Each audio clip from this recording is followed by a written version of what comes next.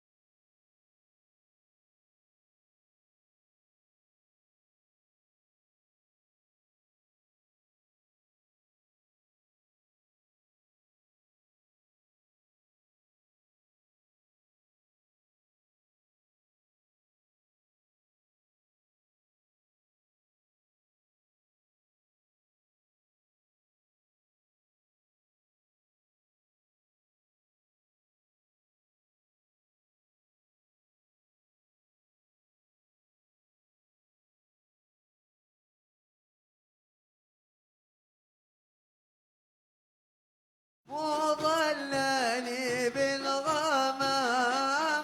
السلام على المشفع في القيامة. السلام على المظلل بالغمام. السلام على المتوج بالكرامة. السلام عليك السلام عليك السلام عليك زين الأنبياء. السلام عليك أتقى الأتقياء. السلام عليك زين الأنبياء. السلام عليك أتقى الأتقياء. اللهم صل وسلم في كل حين وحال على سيدنا محمد وآله وصحبه خير صحب وآل. اللهم صل وسلم وبارك عليه وعلى آله صلى الله وسلم عليه.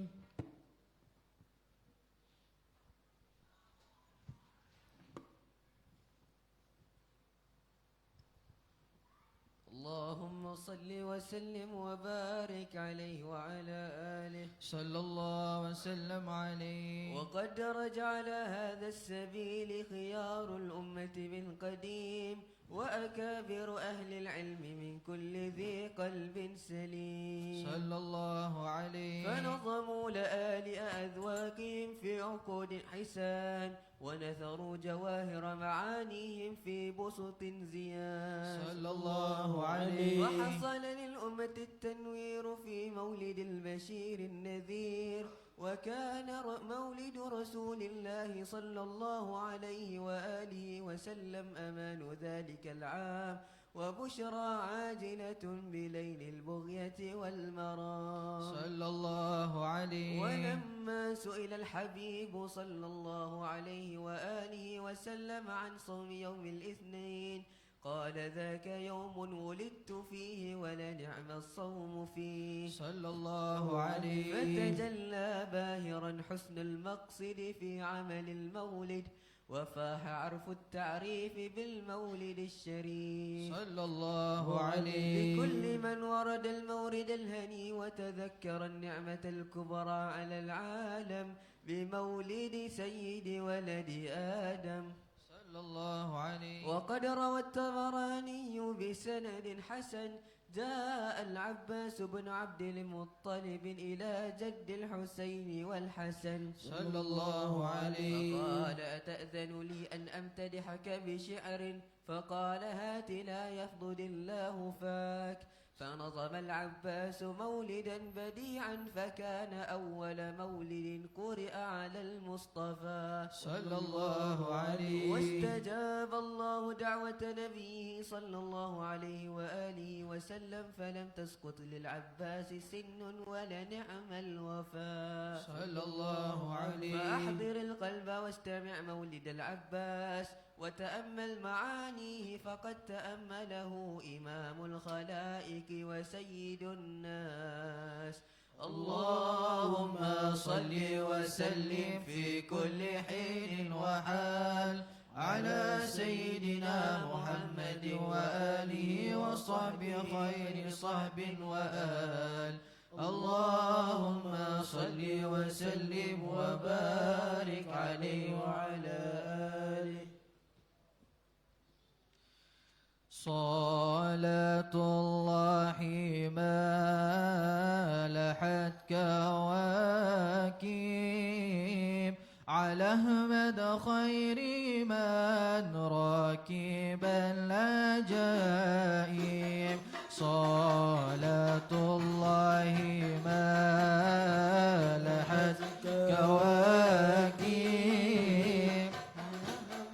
خير من راكب النجائم. صلاة الله ما لعن كواكب الله على مد خير من راكب النجائم.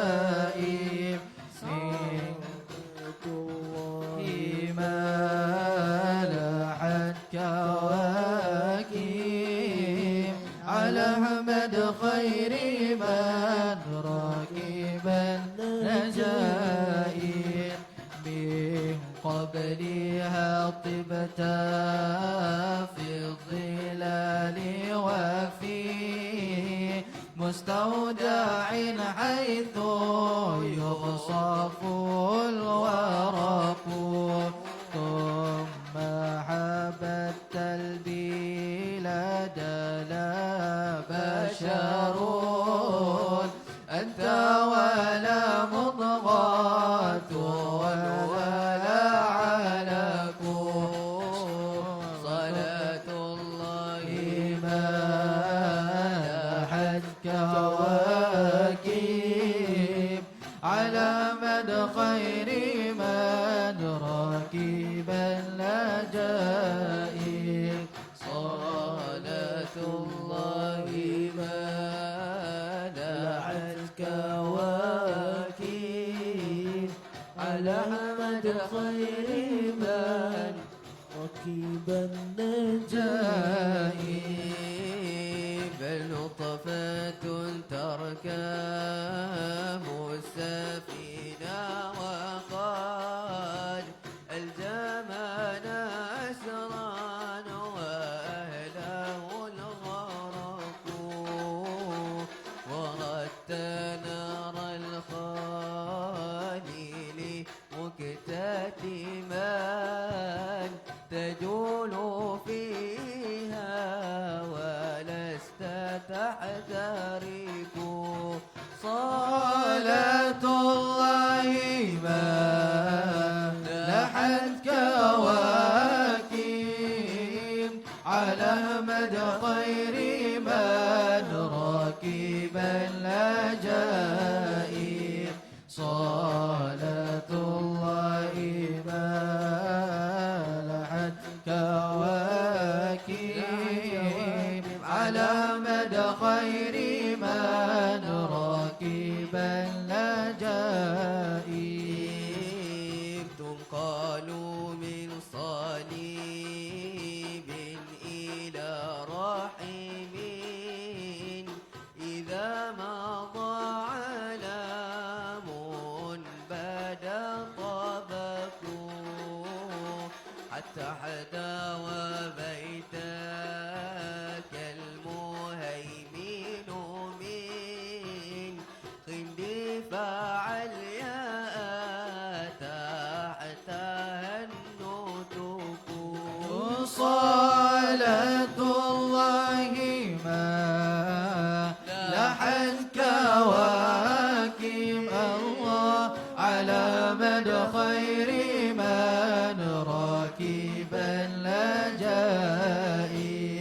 صلاة الله ملأت كواكب على أحمد خير من ركب النجائب وأنت لما ولدت أشرقت الأرض وضاءت بنورك الأفق فنحن في ذلك الضياء وفي النور سبل الرشاد نخترق صلاة الله ملأت كواكب الله على مد خير من ركب العجائب صلاة الله ملأت كواكب على عمد خير من ركب العجائب اللهم صل وسلم في كل حين وحال على سيدنا محمد وآله وصحبه خير صحب وآل اللهم صل وسلم وبارك عليه وعلى آله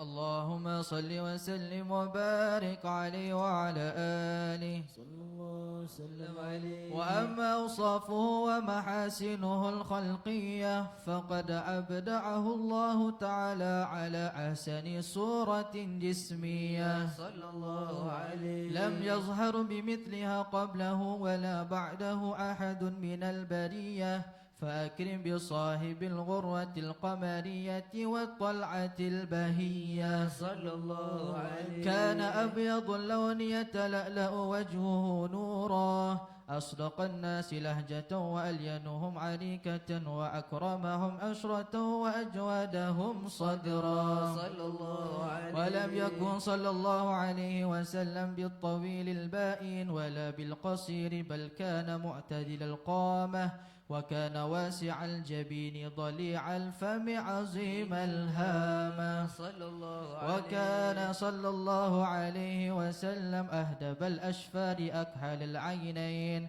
سهل الخدين شديد سواد الشعر أبلج الحاجبين صلى الله عليه إذا تكلم رؤي كالنور يخرج من بين ثناياه رهبة راحته عظيمة سماحته جزيلة عطايا صلى الله عليه إذا مشى لم يلتفت وكأنما تطوى له الأرض طيا وإذا وعظ كأنه منذر جيش به صار ميت القلب حيا يقوم الليل حتى تتفطر قدماه وإن لاقاه مسكين فما وجد أعطاه رحيم قلبه عظيمة شفقته بالصغار والكبار شملت رحمته المسلمين بل تجاوزتهم إلى الكفار صلى الله عليه وما ذا الذي يستطيع حصر شيء من شمائله وأوصافه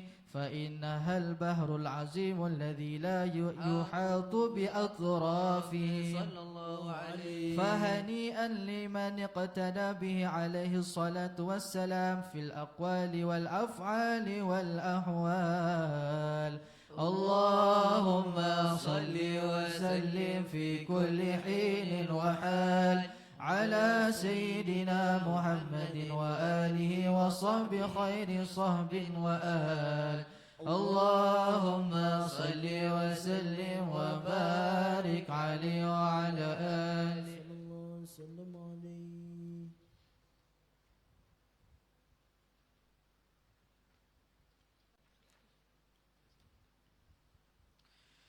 يا رسول الله سلام عليك يا رفيع الشان والدرج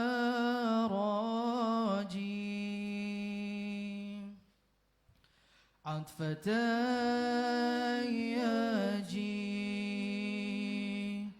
رات العالمين يا أهيل الجود والكرم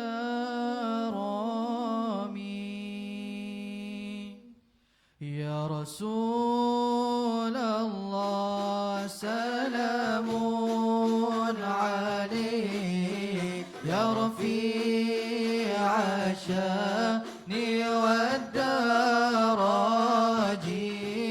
عطفة رات العالمين يا أهيل الجود والكرم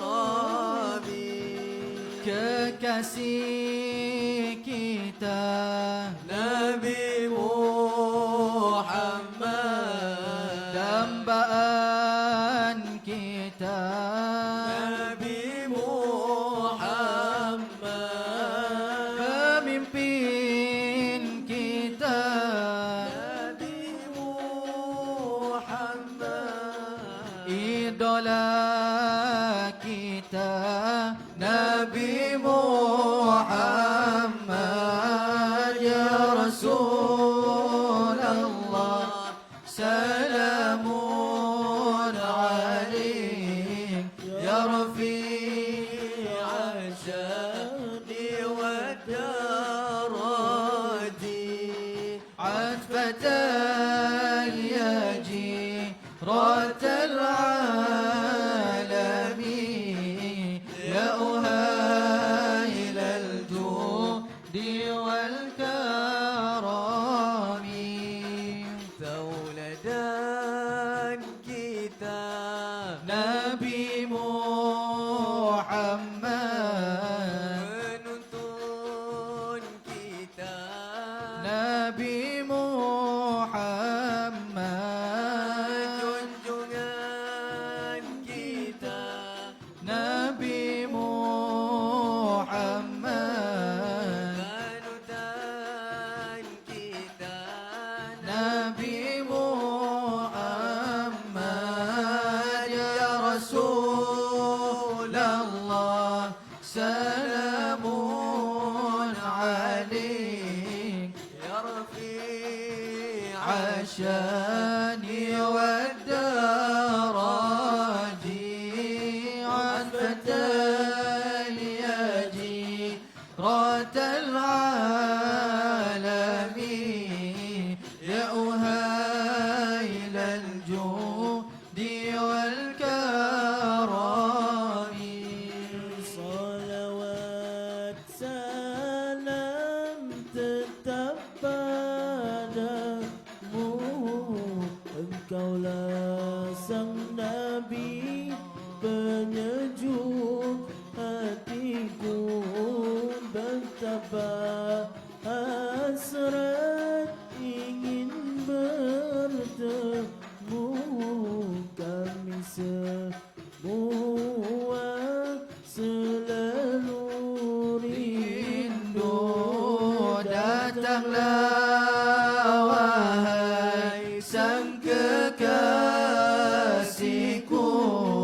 hadirlah dalam mimpi indahku datanglah wahai sang kekasihku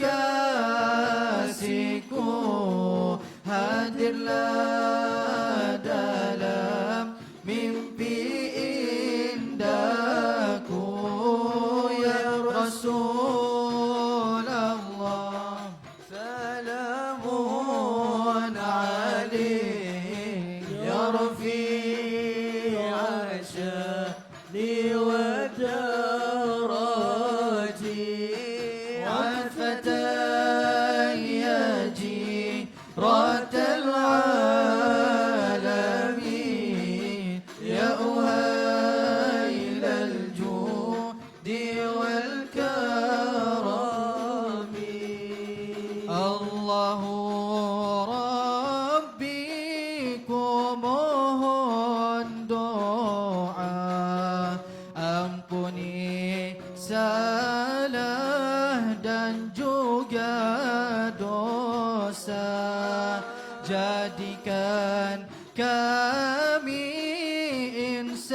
yang mulia, hati yang ikhlas serta bertakwa. Kumpulkan kami dan keluarga bersama Nabi kekal di syurga. Kumpulkan kami dan keluarga bersama Nabi kekal di syurga. Ya Rasulullah, salamun alaik ya Rafi'a syamdi wad-daraji al-fatah ya jiratal alamin ya uhailal judi wal karami. Allahumma salli wa sallim wa barik alaihi wa ala alihi. Sallallahu wasallam alaihi. Allahumma salli wa sallim wa InsyaAllah dapat khabar Habib Ali dalam perjalanan mungkin sedikit lewat sikit. Guru kita Habib Mahdi bin Abu Bakar Al-Hamid tidak dapat bersama kita pada malam ini. InsyaAllah kita doakan Allah memudahkan urusan guru kita Habib Mahdi. Tapi Habib Ali dalam perjalanan cuma saya minta kita panjangkan sikit baca satu qasidah. Sebab kita dah fasal terakhir, kita kalau boleh kita nak Habib Ali qiyam bersama kita lah. Makhluk qiyam bersama kita. Jadi satu qasidah. Kemudian baca fasal keempat yang terakhir makhluk qiyam insyaAllah. Boleh musyid kita. Mana-mana qasidah Melayu ke apa ikutlah.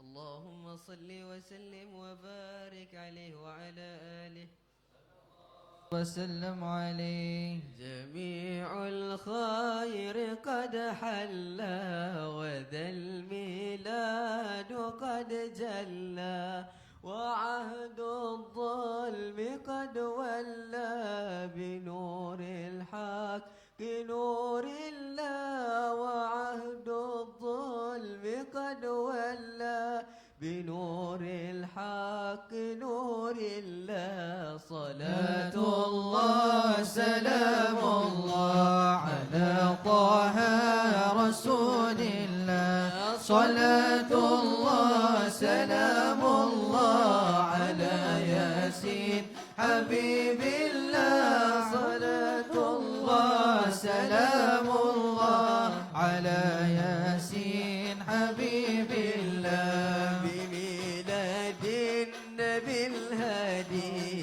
تجلى نوره البادي بأغوار وأنجاد بفضل من عطاء الله بأغوار وأنجاد بفضل من عطاء الله. صلاة الله سلام الله على طه رسول الله. صلاة الله سلام الله على ياسين حبيب الله. صلاة الله سلام الله على ياسين حبيب الله. وأم حبيبنا الهادي رأت في حين ميلادي بأن النور وقادي إلى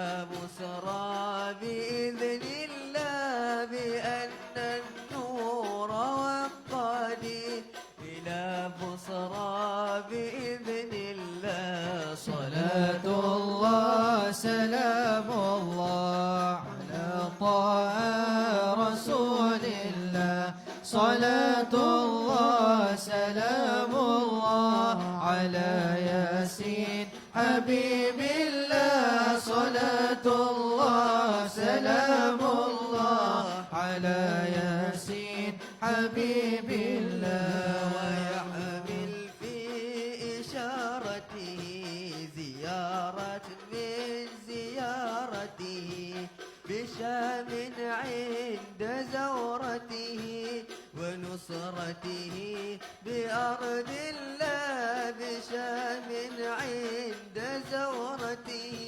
ونصرته بأرض الله صلاة الله سلام الله على طه رسول الله صلاة الله سلام الله على ياسين حبيب الله صلاة الله سلام الله على ياسين حبيب الله وعبد المطلب أسرع لينظر نوره يسطع فحوطه بذي الأربع ليمسي في أمان الله فحوطه بذي الأربع ليمسي في أمان الله صلاة الله سلام الله على طه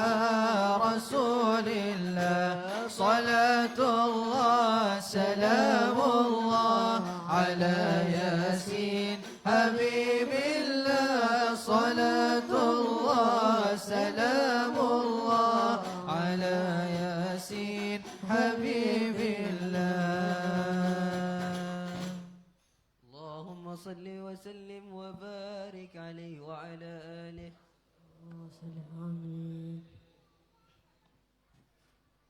اللهم صل وسلم وبارك عليه وعلى آله وقد رعته صلى الله عليه وعلى آله وسلم رعاية ربه في جميع الأطوار واختار الله له أزكى الأنساب خيارا من خيار فتلألأ نوره صلى الله عليه وعلى آله وسلم في أجداده وفي وجه أبيه عبد الله نورا بهيا ثم انتقل نوره إلى أمه حين حملت به حملا مباركا سنيا صلى الله عليه الله شاءك أن تكوني فينا أما لخير المرسلين حنونا صلى الله عليه فاختارك المولى لحمل أمانة فخلقت آمنة وضعت أمينا صلى الله عليه ولما آن أوان بروز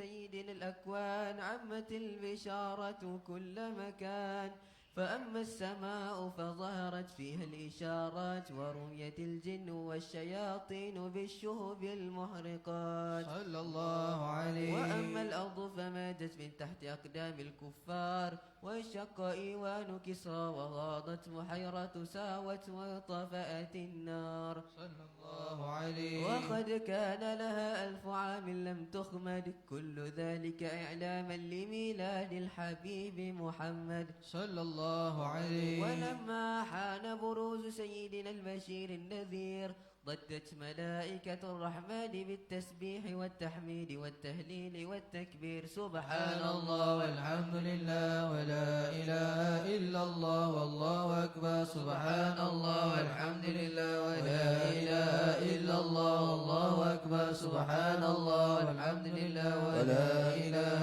إلا الله والله أكبر سبحان الله والحمد لله ولا إله إلا الله والله أكبر ولا حول ولا قوة إلا بالله العلي العظيم في كل لحظة أبدا عدد خلقه ورضا نفسه وزنة عرشه ومداد كلماته ولا حل الناظرين النجم المبشر بوجود صاحب المقام المحمود وابتهج الوجود وولد خير حامد ومحمود صلى الله على محمد صلى الله عليه وسلم صلى الله على محمد صلى الله عليه وسلم يا نبي سلام عليك يا رسول سلام عليك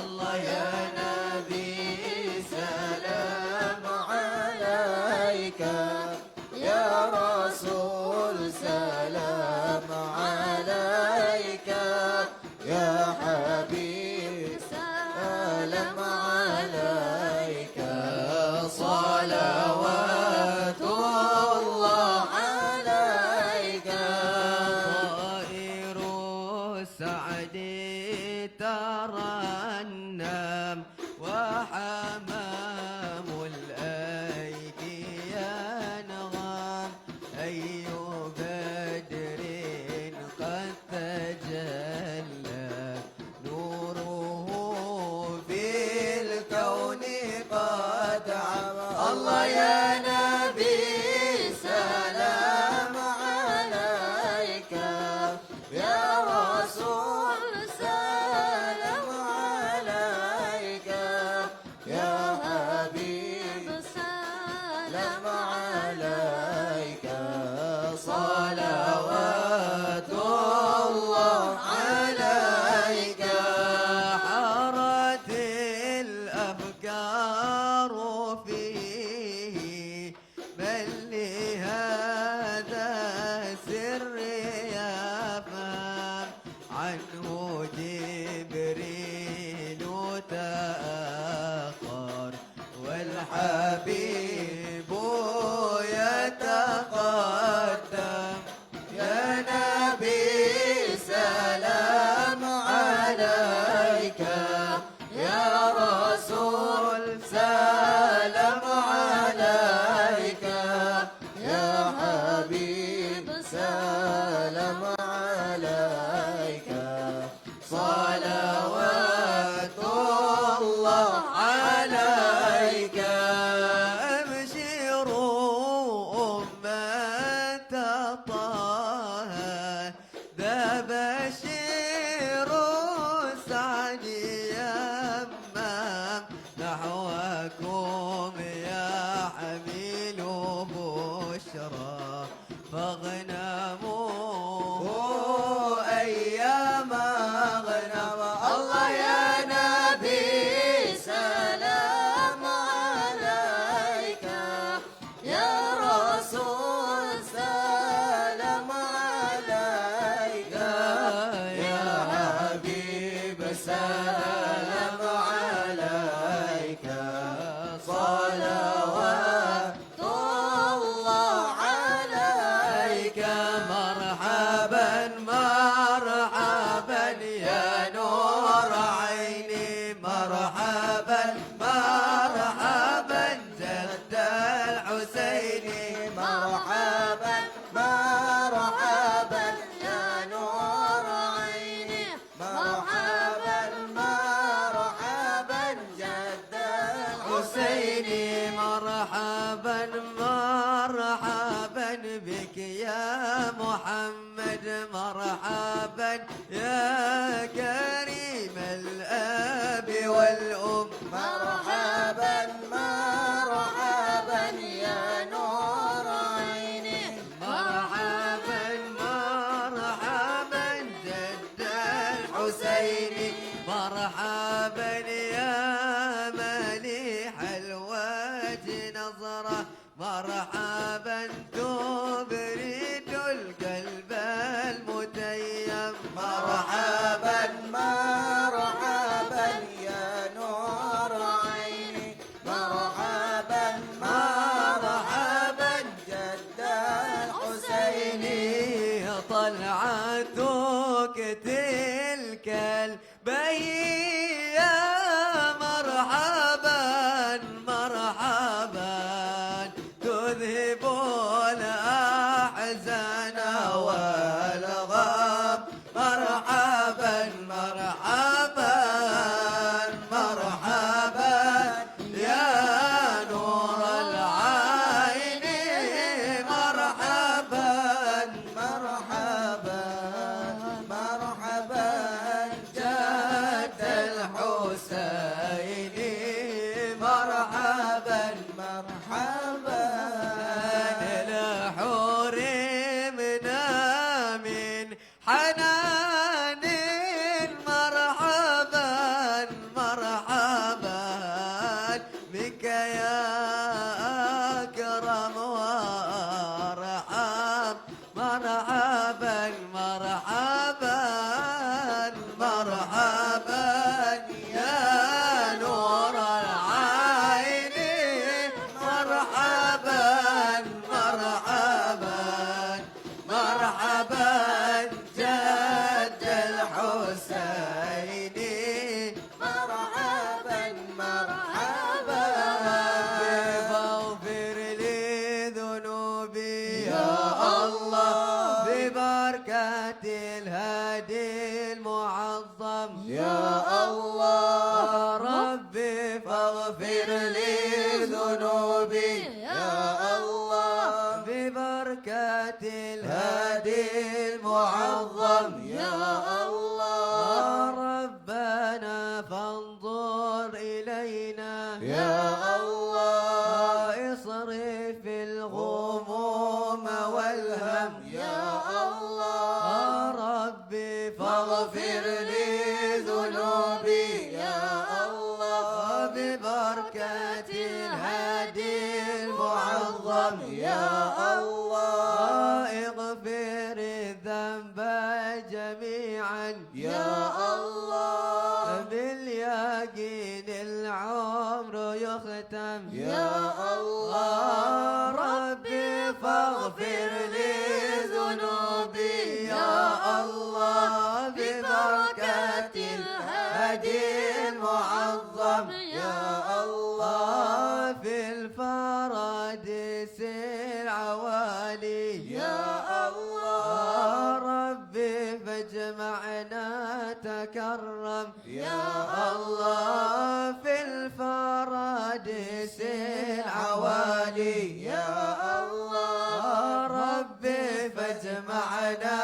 تكرم يا الله ربي فاغفر لي ذنوبي يا الله ببركة الهادي المعظم يا الله صلى الله على محمد صلى الله عليه وسلم صلى الله على محمد صلى الله عليه وسلم وصلاة الله تغشى خير من لبى وأحرم صلى الله على محمد صلى الله عليه وسلم وسلام كل حين يبلغ الهدي المكرم صلى الله على محمد صلى الله عليه وسلم وعلى آل وصحب وبه مقصودنا تم صلى الله على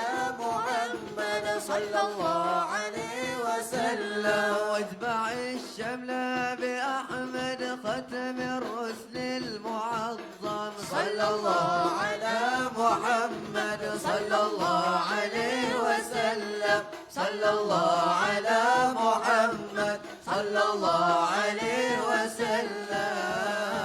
وسلم اللهم صل وسلم وبارك عليه وعلى آله صلى الله وسلم عليه اللهم صل وسلم على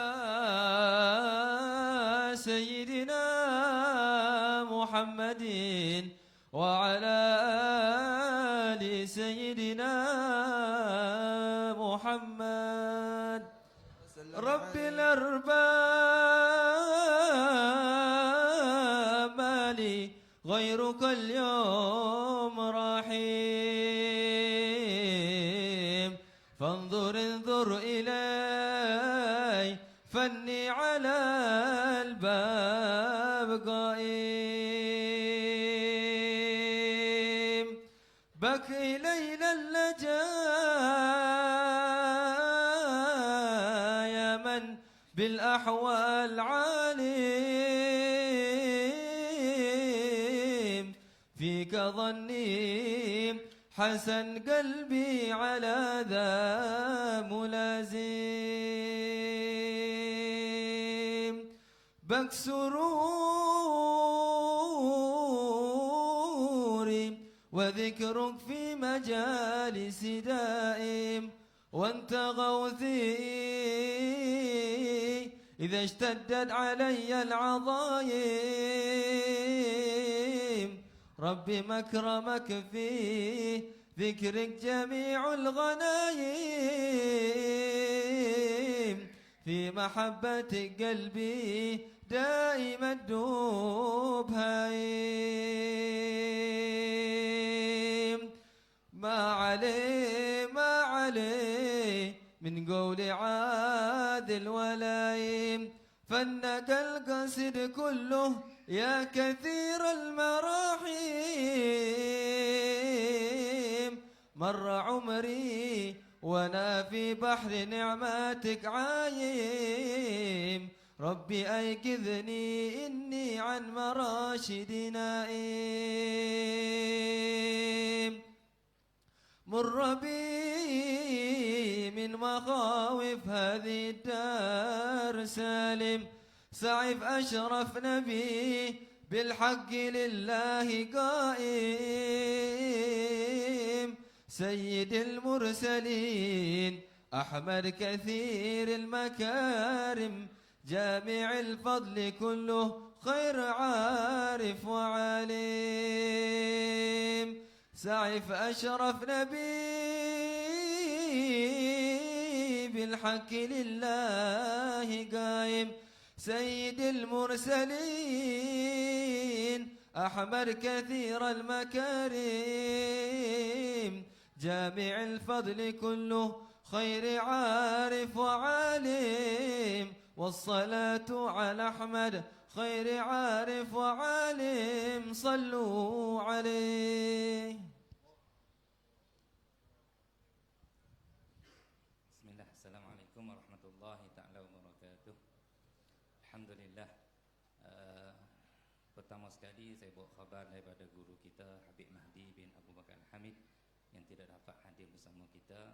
Yang penting kita doakan Allah mudahkan urusan guru kita Habib Mahdi bin Abu Bakar Al-Hamid. Dan Alhamdulillah bersama kita guru kita Al-Habib Ali Al-Hamid. InsyaAllah saya dikhabarkan pada malam ini kita akan memulakan setiap bulan Habib Ali akan hadir maulid bersama kita. Minggu pertama kita akan baca daripada kitab Nurul Iman insyaAllah. Dan kita akan mula pada malam ini insyaAllah. Jadi saya tanpa lengahkan masa, saya persilakan kepada Al-Fadhil Habib Ali. Falyatafadhal mashkur.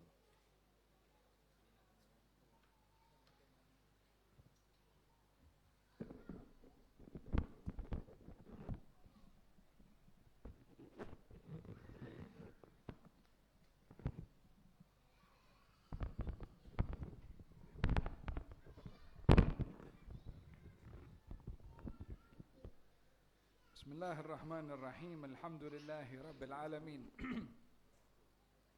اللهم صل وسلم على سيدنا محمد وعلى آله وصحبه أجمعين.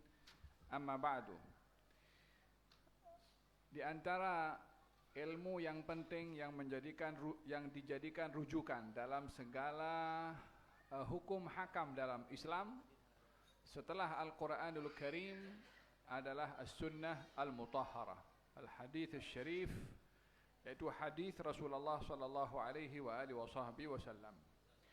Di dalam kita memahami Al-Quran dan juga di dalam memahami hadis, hendaklah kita melihat ia bukan sekedar perkataan menjadi hukum, tetapi lebih melihat siapa yang berkata, baik itu pada Quran atau pada hadis.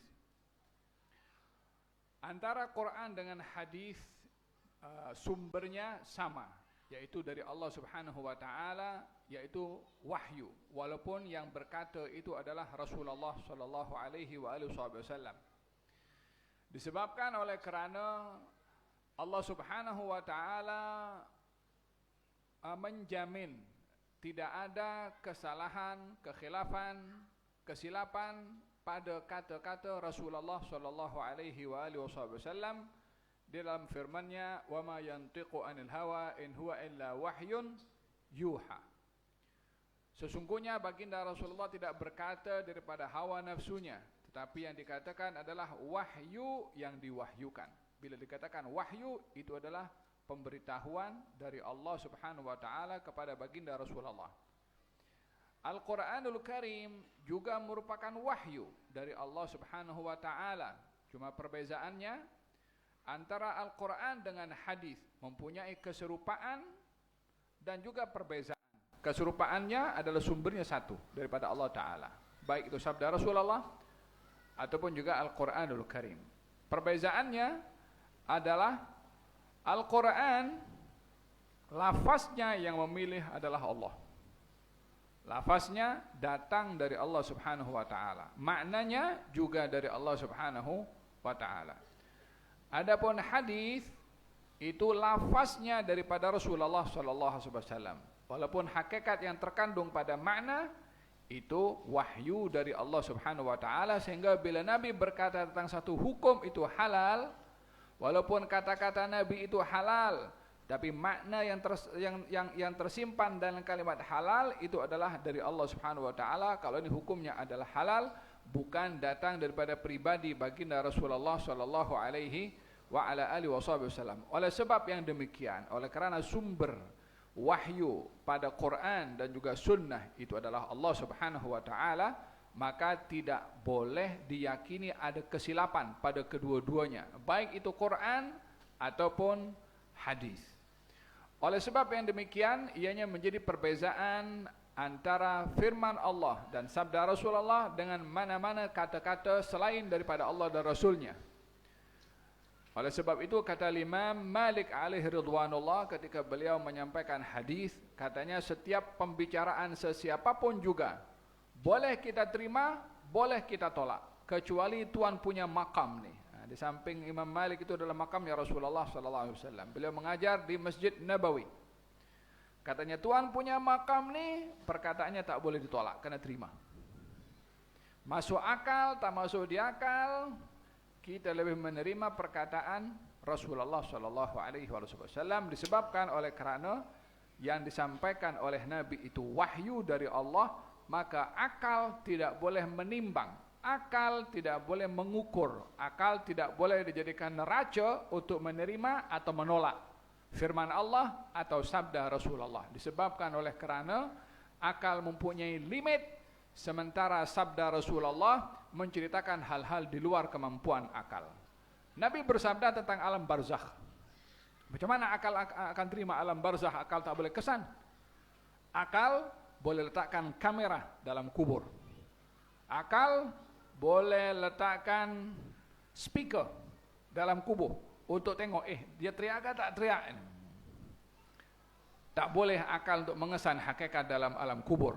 Yang kita boleh yang kita yakini alam barzakh itu ada sebab Nabi bersabda, sebab Nabi bercerita. Walaupun itu kata-kata Nabi, maka tidak boleh diukur dengan akal fikiran. Wa ma yantiqu anil hawa in huwa illa wahyun yuha wa ma atakumur rasulu fakhudhuh. Yang datang daripada Nabi kena terima, bukan ditimbang, bukan dipikir untuk ini nak terima tak nak terima.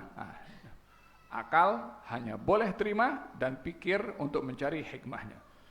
Ini perbezaan antara firman Allah dan sabda Rasulullah dengan mana-mana ijtihad manusia yang lainnya. Setiap manusia berijtihad, boleh salah, boleh betul. Tapi Rasulullah tidak mungkin salah. Maksum daripada kesalahan, itu yang kita imani pada sumber kedua dalam Islam, menerima hukum hakam dan petunjuk setelah Al-Quran adalah sunnah Nabi Muhammad SAW atau sunnah al-mutahharah, al-hadith baginda Rasulullah SAW. Ketika ada sahabat bertanya kepada Rasulullah, ya Rasulullah, saya menyadari kalau engkau juga adalah manusia seperti kami. Yang kadang-kadang yang namanya manusia boleh tergelincir kepada khilaf. Adakah engkau boleh juga khilaf dalam tutur kata ke dalam?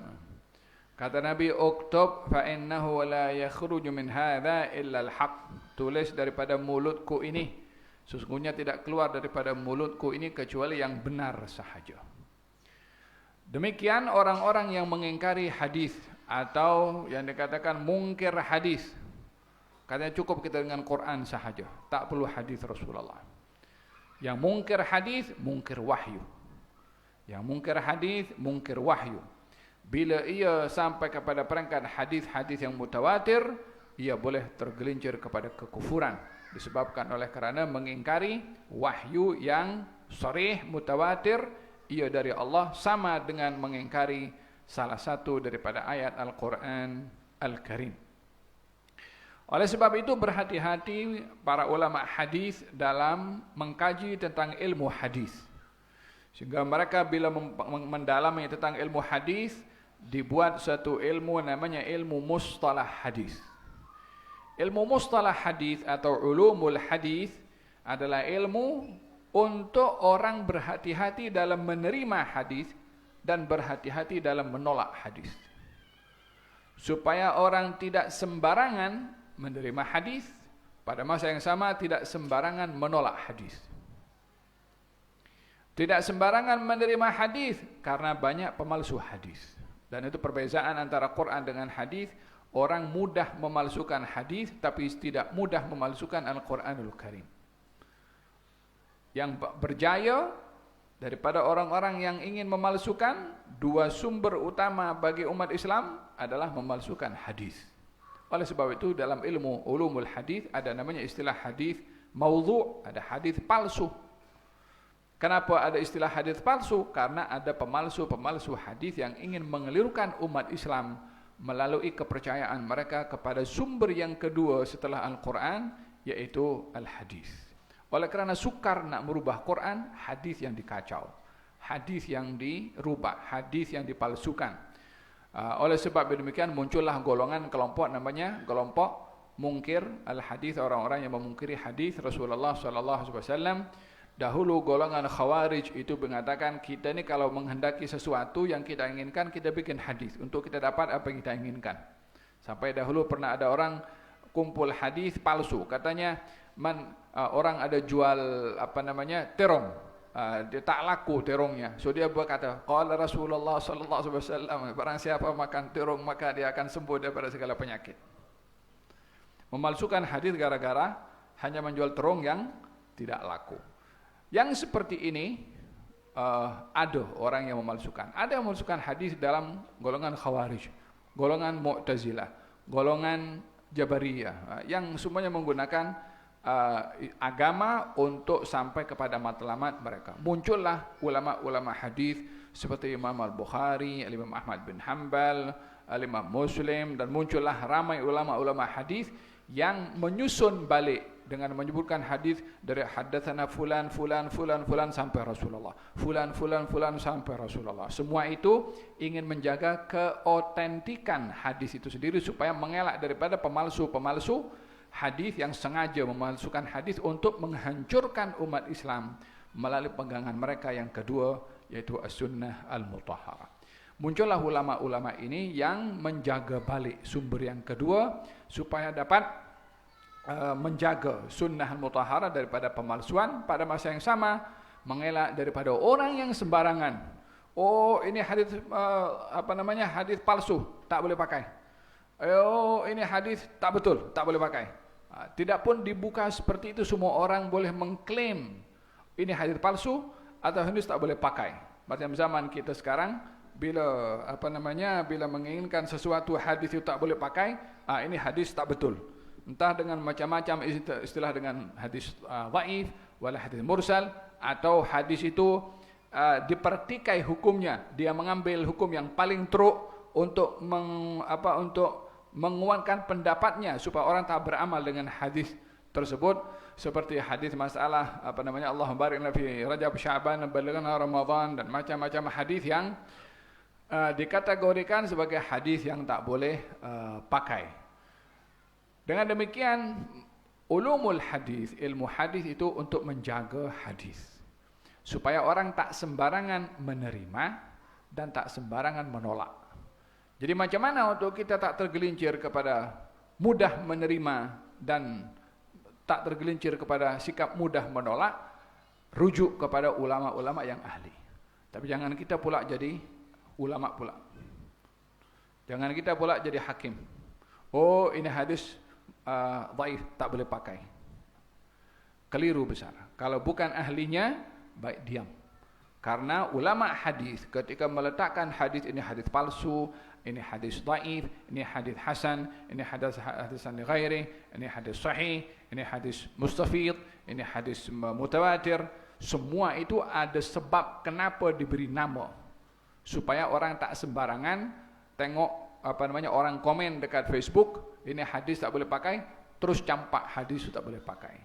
Ini bukan kata-kata sembarang orang, ini kata-kata Rasulullah SAW. Mereka ulama hadis itu kalau mendengar memastikan ini hadis betul atau tidak, tengok perawinya siapa. Kalau tak jelas, dia tak kata ini hadis tak betul. Ini hadis dhaif. Dikatakan hadis dhaif supaya tak tergelincir menafikan hadis itu. Ya kalau hadis itu bukan daripada Rasulullah. Kalau daripada Rasulullah, macam mana dia tolak hadis Rasulullah? Maka mereka berhati-hati. Ini nubzah, singkat saja nak bagi tahu supaya kita berhati-hati ketika memberikan hukum kepada hadis. Naam. Daripada kitab Hadis Nurul Iman yang disusun oleh Al-Allamah Al-Habib Umar bin Muhammad bin Salim bin Hafidh, tujuan kita jadikan kitab ini sebagai pegangan adalah mengambil berkat daripada sabda Rasulullah sallallahu alaihi wasallam, naddarallahu imra'an sami'a maqalati fawa'aha fa'addaha kama sami'aha farubba muballighin aw'a min sami'. Semoga Allah memberikan cahaya kepada orang yang mendengarkan perkataan aku dan memahaminya lalu menyampaikan kepada orang lain seperti ia dengar, bukan seperti ia paham, seperti ia dengar. Ada kalanya yang mendengar itu lebih memahami daripada yang menyampaikan. Kuat sangat itu. Ada tongkat. Tongkat untuk letakkan itu ada. Kalau ada letakkan sini. Stand.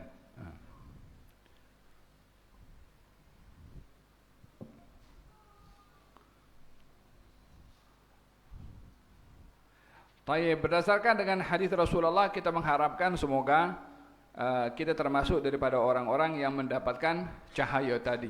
Daripada kabar gembira Rasulullah sallallahu alaihi wasallam dalam hadis naddarallahu imra'an sami'a maqalati fawa'aha fa'addaha kama sami'aha farubba muballighin aw'a min sami'.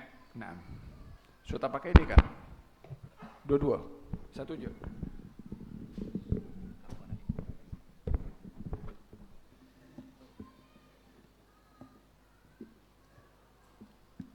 Allah. Baik. Boleh dengar belakang lah. Allah. Allah. Okay. Hadis yang pertama an Anas radhiyallahu taala anhu anin Nabi sallallahu alaihi wa alihi wasallam qala أتم الركوع والسجود فوالذي نفسي بيده إني لأراكم من وراء ظهري إذا ركعتم وإذا سجدتم رواه البخاري ومسلم. Perlu disedari bahwasanya kitab Nurul Iman ini gabungan daripada kumpulan hadis Bukhari dan Muslim. Naam. Daripada Anas ibnu Malik radhiyallahu anhu katanya, baginda Rasulullah sallallahu alaihi wasallam bersabda, sempurnakanlah oleh kamu rukuk dan sujud ketika kamu salat, demi jiwaku yang berada dalam genggamannya, sesungguhnya aku dapat melihat kamu daripada belakang seperti mana aku melihat ketika kamu berada dalam keadaan rukuk dan sujud. Hadis diriwayatkan Bukhari dan Muslim. Hadis ini diriwayatkan oleh sahabat Nabi bernama Anas ibnu Malik, pembantu Rasulullah, khadim Rasulullah. Katanya, aku berkhidmat kepada Rasulullah 10 tahun dan aku tidak pernah dimarah oleh baginda Rasulullah. Berkhidmat di usia 10 tahun, dibawa oleh ibunya bernama Ummu Sulaim. Katanya Rasulullah, ada orang ramai bagi hadiah kepada engkau, aku tak boleh bagi hadiah apa-apa. Saat Nabi sampai daripada Mekah pada peristiwa hijrah, tak ada apa nak bagi kecuali anakku ini, Ghulayyumun li, anak kecilku ini aku serahkan kepada engkau. Maka didoakan oleh Nabi SAW, ya Allah berkati dia, sambil pegang kepalanya, berkati rezekinya, berkati zuriyahnya, dan masukkan dia ke dalam syurga. Doa Nabi menjadi kenyataan. Anas ibn Malik diberi oleh Allah panjang umur, sebab Nabi mendoakan supaya panjang umur. Didoakan supaya murah rezeki. Dia seorang yang kaya raya setelah wafatnya Rasulullah. Didoakan banyak zuriyah, 100 lebih anaknya. Dan juga didoakan untuk diampunkan dosanya dan masuk surga. Kata Anas, yang ini saya tunggu. Yakni maksudnya setelah wafat dia mengharapkan doa itu dikabulkan oleh Allah untuk mendapatkan pengampunan dan surga. Anas ibnu Malik salah seorang sahabat Nabi yang banyak meriwayatkan hadis daripada Rasulullah sallallahu alaihi wasallam. Dan ramai daripada mereka yang berkhidmat kepada Rasulullah banyak mengambil ilmu juga daripada Rasulullah. Ahli khidmat Nabi ada lebih daripada seorang. Anas bin Malik. Kemudian Safinah maula Rasulullah.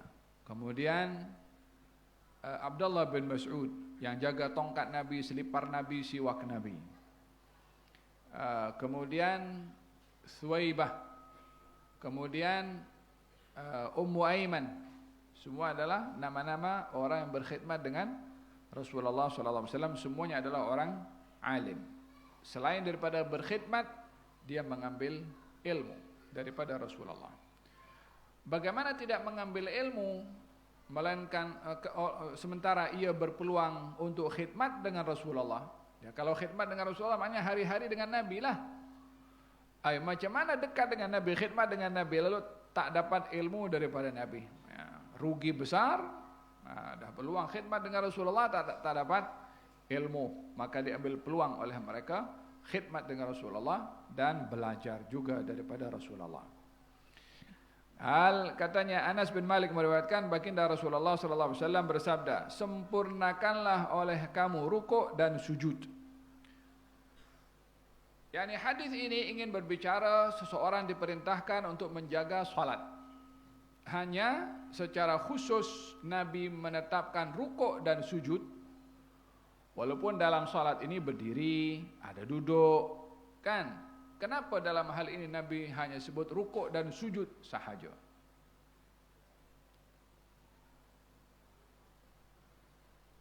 Di dalam Quranul Karim Allah Subhanahu wa taala menyebutkan ar-ruk'is sujud. Orang yang rukuk dan sujud. Disebabkan oleh kerana dua hal. Yang pertama, pentingnya rukun rukuk dan sujud dalam salat. Dan ramainya orang yang kurang memberi perhatian pada rukuk dan sujud berbandingkan rukun yang lainnya seperti berdiri dan duduk. Pada berdiri, semua orang lebih mudah berdiri. Tapi rukuk dan sujud ada tuntutan yang perlu diberi perhatian. Seperti orang rukuk, posisi telapak tangan itu pada lutut. Kadang-kadang orang rukuk telapak tangannya ada di atas lutut atau di bawah lutut. Sehingga kalau di bawah lutut dia terlalu menunduk ke bawah. Kalau di atas lutut dia agak terlalu ke atas. Sementara yang dituntut adalah kedua telapak tangan terletak pada lutut, di mana posisi badan kalau rukuk dalam keadaan rata dan dalam keadaan sujud ia antara belakang dan juga kepala itu belakang lebih tinggi berbandingkan dengan kepala yang berada di bawah. Di dalam rukuk kita diperintahkan untuk meluruskan kaki dan bukan membengkokkan lutut dalam rukuk. Kadang-kadang orang rukuk lututnya bengkok juga, sehingga nampak tak elok itu kalau dia kena lutut, kena mesti tegak berdiri. Yang bergerak itu hanya kita punya badan saja, kaki tak boleh bergerak membengkok juga. Dia kena kena lurus. Ketika dibuat satu kajian, Masya Allah, cara solat yang sempurna dibagi itu rukuk dan sujud. Katanya sujud dan rukuk ini kalau dilakukan dengan betul, maka dia akan menyebabkan peraliran darah itu lancar. Kemudian dahi kalau letakkan tanah itu, maknanya gerakan yang ada di dalam ini jadi macam sehat kepada tubuh badan. Baru orang nak sempurna dalam rukuk dan sujud karena cari sehat. Sementara rukuk dan sujud itu dilakukan karena ia rukun dalam salat, bukan karena sehat. Lari maksud bila orang rukuk karena sempurna. Pasal apa? Pasal aliran darah. Pasal itu cara Nabi sholat seperti itu. Kan beza orang sujud kena kakinya kena sempurna seperti ini. Pasal apa? Pasal darah tuh mengalir di situ. Darah mengalir. Rasulullah buat macam tu. Kan beza orang sholat cari sehat dengan orang sholat cari pahala. Faham tuh? Pembuktian sains itu untuk membuktikan betapa betulnya sunnah Nabi. Bukan diikutkan sunnah Nabi dengan sains. Sehingga terbalik matlamat. Faham tuh? Hadza atimur ruku'a was sujud. Sempurnakanlah oleh kamu rukuk dan sujud. Dalam sujud kita diperintahkan dahi menyentuh tanah. Posisi kedua telapak tangan menghadap kiblah. Jari-jarinya tak boleh bengkok macam ni. Tak boleh macam ni juga. Lengan terbuka macam ni. Jangan sempit macam ni kecuali perempuan.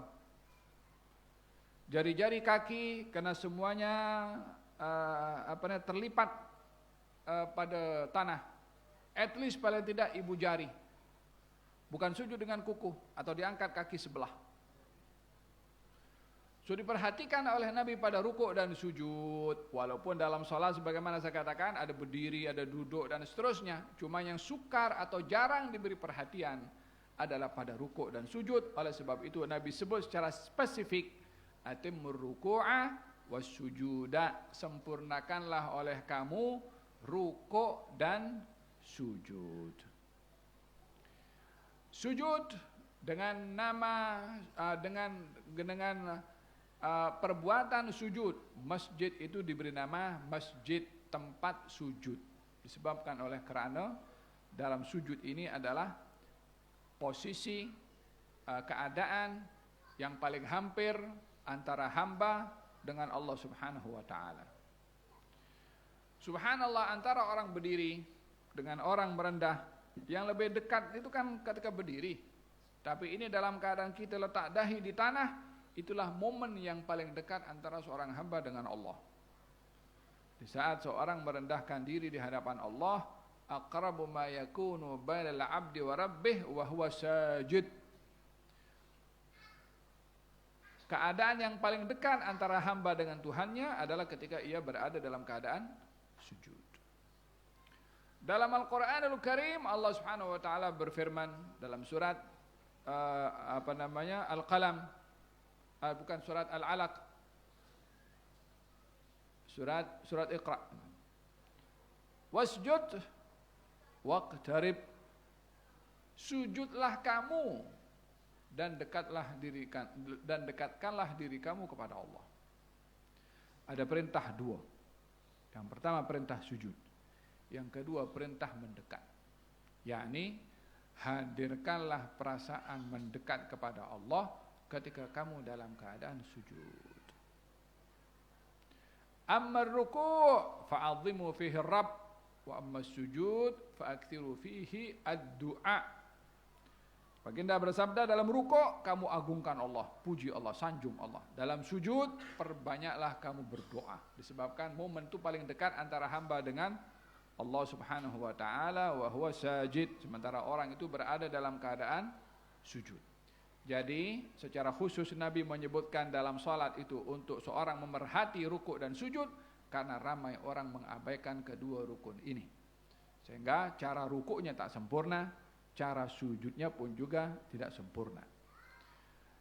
Di antara yang dipentingkan dalam rukuk dan sujud yang kadang-kadang orang ramai kurang beri perhatian adalah tumakninah dalam rukuk dan sujud. Tumakninah, diam, tenang sesaat ketika rukuk dan sujud.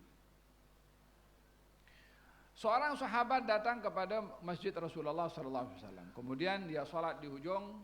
Setelah salat datang duduk di majelis. Kata baginda Rasulullah, ya fulan, qum fasalli fa innaka lam tusalli. Fulan, salat balik. Tadi kamu tidak salat. Tadi yang kata takbiratul ihram, dia pergi rukuk, dia pergi sujud, dia salam. Qal fa innaka lam tusalli. Kamu tadi tidak salat. Dia salat balik dengan cara yang sama. Duduk lagi, katanya salat balik, kamu tadi tidak salat. Sampai 3 kali. Katanya Rasulullah, ajarkan kepada saya macam mana cara salat yang betul.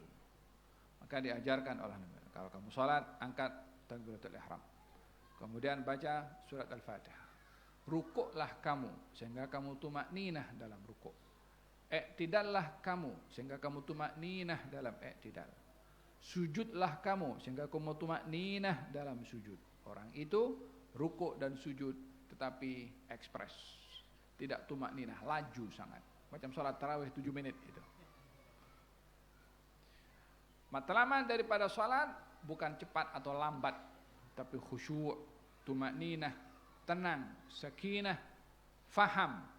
Itu yang perlu diperhati di dalam as-salat. Maka secara khusus disebutkan oleh Nabi di sini, atimur ruku'a was sujuda. Sempurnakanlah oleh kamu rukuk dan sujud. Perintah sempurnakan bermakna ada orang rukuk dan sujud tak sempurna. Maka diperintahkan supaya sempurna. Kemudian katanya, fawalladzi nafsi biyadih. Demi jiwaku yang berada dalam genggamannya. Sumpah Nabi ingin memberitahukan sesuatu. Sesungguhnya aku melihat kamu daripada belakang ketika kamu rukuk dan sujud. Sesungguhnya aku melihat kamu. Ini apa maksudnya di sini?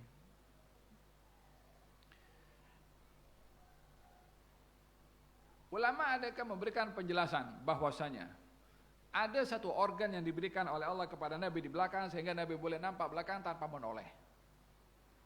Namun pendapat itu banyak ditolak. Mata ada di hadapan.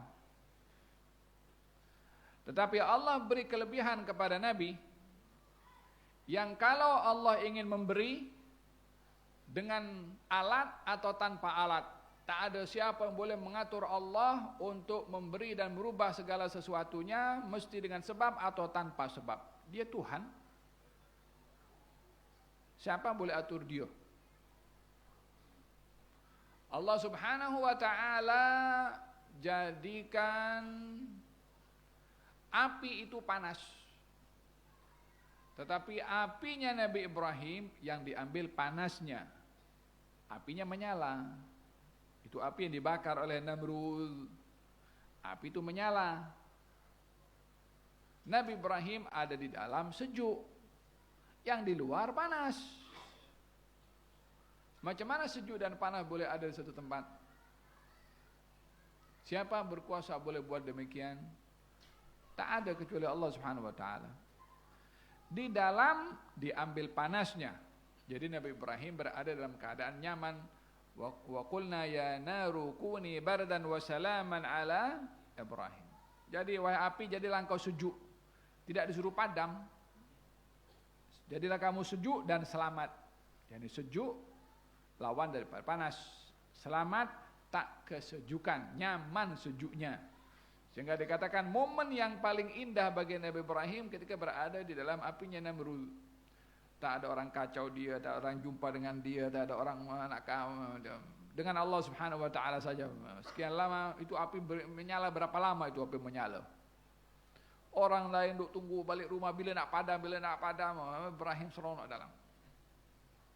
Yang di luar tak boleh mendekat kepada api itu karena kepanasan.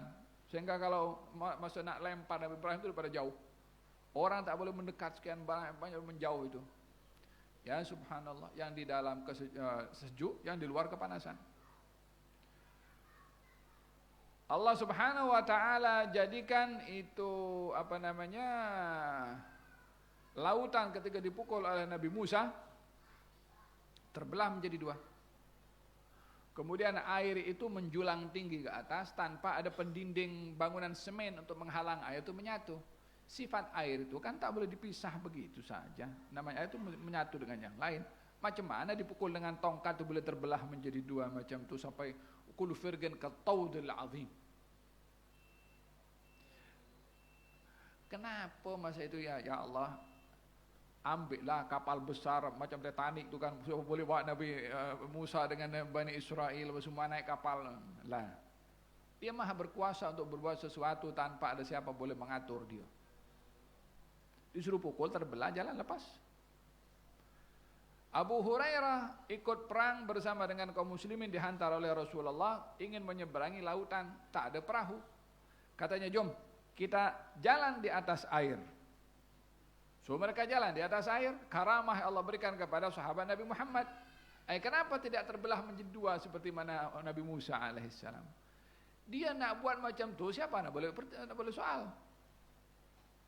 Dia nak jadikan orang itu jalan di antara dua air, atau nak dijadikan jalan di atas air, atau nak dijadikan orang itu jalan di atas udara, terpulang kepada dia.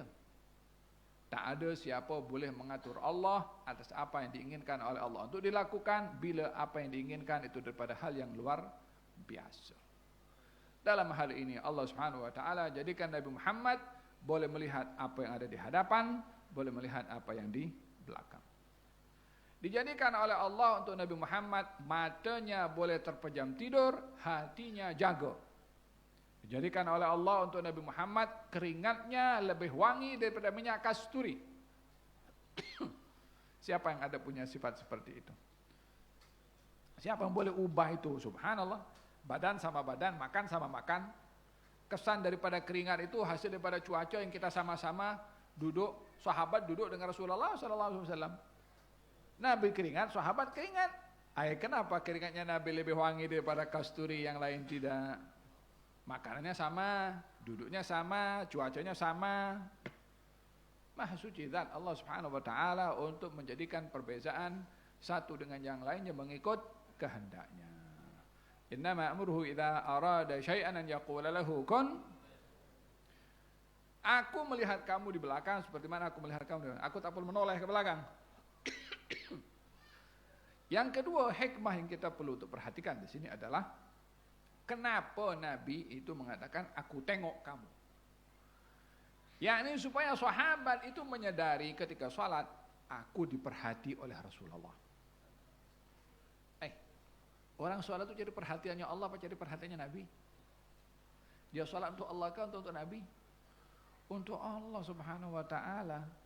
Lalu kenapa Nabi tak kata sungguhnya Allah melihat kamu? Aku melihat. Ini bahagian daripada dikatakan oleh ulama termasuk oleh Imam Al-Ghazali, seseorang itu bila ingin melatih dirinya untuk khusyuk, salah satunya coba kalau kita sholat dan diperhati oleh orang. Kalau kita sholat di rumah mungkin ya Allah, sholat di luar di sekolah, dia punya guru besar, dia pergi dari belakang tengok sini, maka murid-murid dia khusyuk dia salat, dia salah dia punya ustaz di belakang kan tengok. Wa illa ada perlombaan salat sempurna, juri duduk kat tepi situ. Jangan tanya khusyuknya macam mana orang itu. Yakni langkah untuk kita khusyuk ada berperingkat. Ada orang yang sudah terus masuk dalam salat dia tak ingat siapa-siapa kecuali Allah Taala. Itu orang-orang yang dianugerahkan khusus. Ada orang yang perlu untuk berperingkat dalam melatih khusyuk. Aku sedang ditengok, guruku tengok, wala fulan tengok. Itu salah satu yang menjadi asbab seseorang untuk meraih khusyuk, diperhati. Bila merasa diperhati, lama-lama dia takkan aku diperhati manusia, tak merasa diperhati oleh Allah Subhanahu wa taala. Ini menunjukkan beberapa hal keistimewaan yang ada pada Nabi yang tidak ada pada yang lainnya. Ada beberapa hal yang Allah beri keistimewaan kepada Nabi tak ada pada yang lain. Baik itu pada kelebihan tubuh badan atau hukum hakam. Dalam hukum hakam, Nabi tak boleh terima zakat. Selain Nabi boleh terima zakat. Dalam hukum hakam, Nabi wajib qiyamul lail. Tapi yang lain Nabi tidak wajib qiyamul lail. Dalam kekuatan, Nabi memiliki kekuatan yang luar biasa. Yakni dalam kekuatan yang Allah berikan kepada Nabi, kemampuan untuk beristri sampai 9, dan satu malam menziarahi masing-masing daripada istrinya, yang itu tidak dimiliki oleh mana-mana manusia. Keistimewaan yang ada pada Nabi, keringatnya lebih wangi daripada minyak kasturi, tidurnya mata tidur tapi hati jaga, kesemua itu bahagian daripada keistimewaan yang ada pada Rasulullah sallallahu alaihi wasallam yang tak ada pada selain Rasulullah. Nabi berjalan tak ada bayangan, yang lain ada bayangan.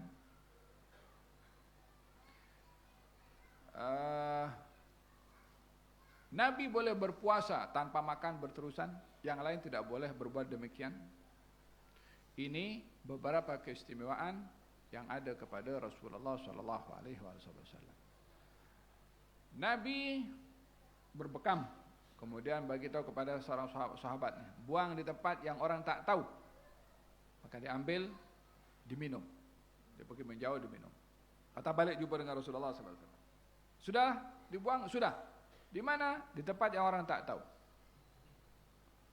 Kamu minum ya? Galam ya Rasulullah. Apa Nabi kata? Kenapa kamu minum darah najis? Tak sama yang ada pada beliau dengan apa yang ada pada selain daripada beliau. Katanya kamu tak akan disuntuk, tak akan ditimpa satu penyakit, atau kamu tak akan disuntuk oleh api neraka. Al-Imam Muhammad bin Illan As-Siddiqi yang mensyarahkan kitab sahih, mensyarahkan kitab Riyadhus Salihin, dalam kitabnya Dalilul Falihin fi Syarah Riyadhus Salihin, menceritakan satu hari Nabi malam, buang air kecil disimpan di bekas, pagi-pagi akan dibuang. Malam-malam Ummu Aiman haus, nampak ada air di bekas, diminum. Esok hari Nabi tanya, Ummu Aiman, mana bekas yang di sini? Gal aku minum ya Rasulullah. Gal katanya, kalau begitu kamu tidak akan ditimpa sakit perut selama-lamanya. Siapa boleh buat begitu? Keistimewaan yang ada pada Rasulullah, hatta hal sedemikian pun juga itu diberi perhatian oleh Allah Subhanahu wa taala. Sayyidina Ali sakit mata. Mari sini. Diludahi tangannya, diusap kepada wajah Sayyidina Ali, kepada matanya. Sembuh seketika.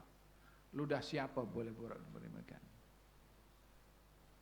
Dan kesemua itu menunjukkan keistimewaan yang ada pada Rasulullah yang tidak ada pada selain Rasulullah sallallahu alaihi wasallam. Malam ini kita ambil satu hadis dulu. Insyaallah pada pertemuan yang akan datang kita sambung pada hadis yang kedua. Wallahu ta'ala a'lam bis-shawab. Agar doa.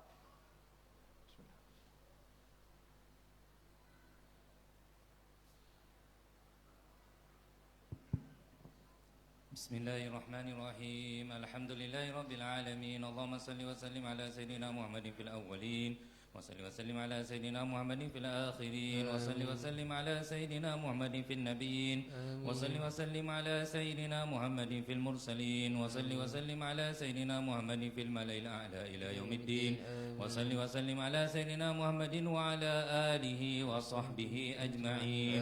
Wa lamma azat awsaful habibi an hasril aqlam wa an ihatatil uqul biha wal afham, iktafaitu bi dhikri hadzal nazril yasir min syama'ili wa awsafil badri التم والسراج المنير. وفي هذا المقام نتوجه بخير الأنام إلى الله في قضاء حاجاتنا وبلوغ المرام.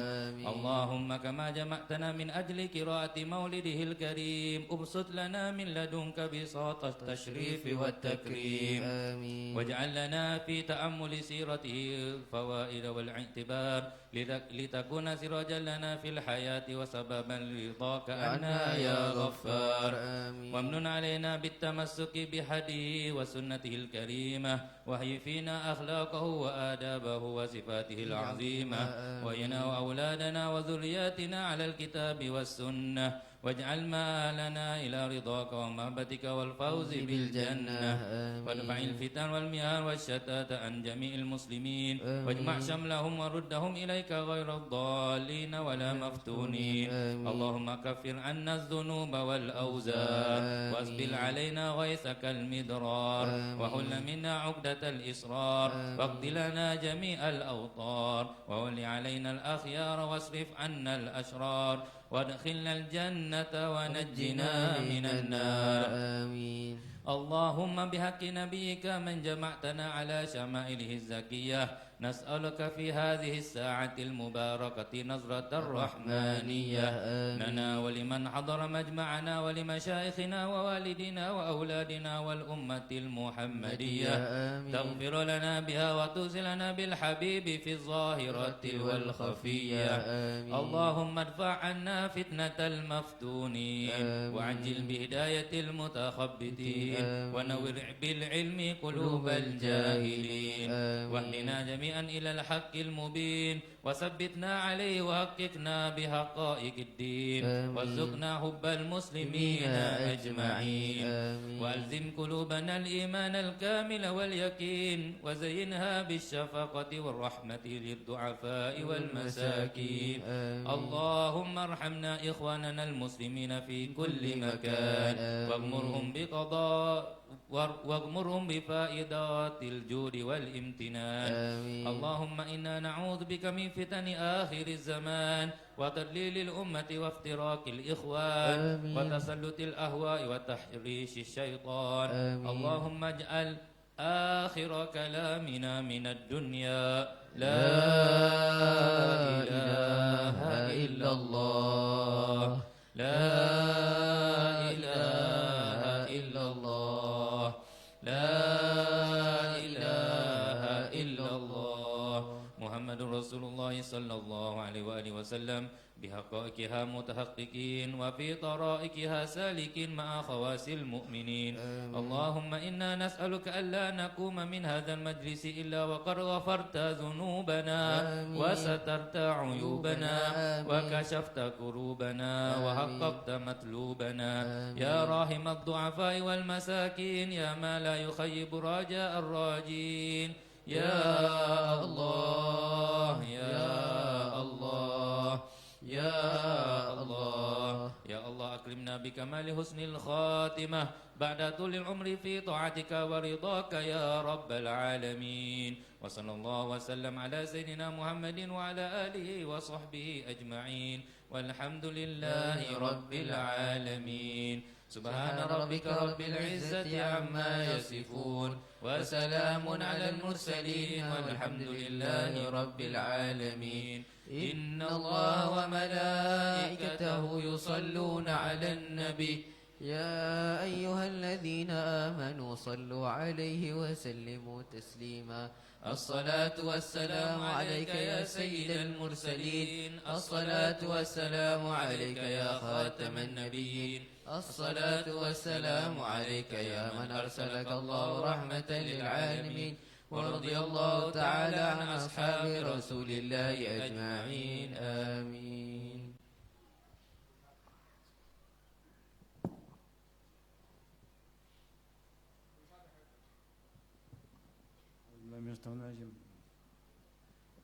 اللهم صل على سيدنا محمد وعلى تقبل منا عنكم اللهم صل على سيدنا محمد وعلى ال سيدنا محمد آمين آمين يا رب آمين آمين آمين يا رب الصلاة تقبل منا أنت السميع تقبل منا أنت السميع وتب علينا إنك أنت التواب الرحيم وصلى الله على سيدنا محمد سبحان ربك عزة ما يصفون وسلام على المرسلين والحمد لله رب العالمين.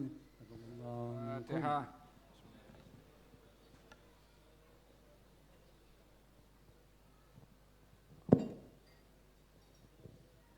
اللهم يا أول الأولين يا آخر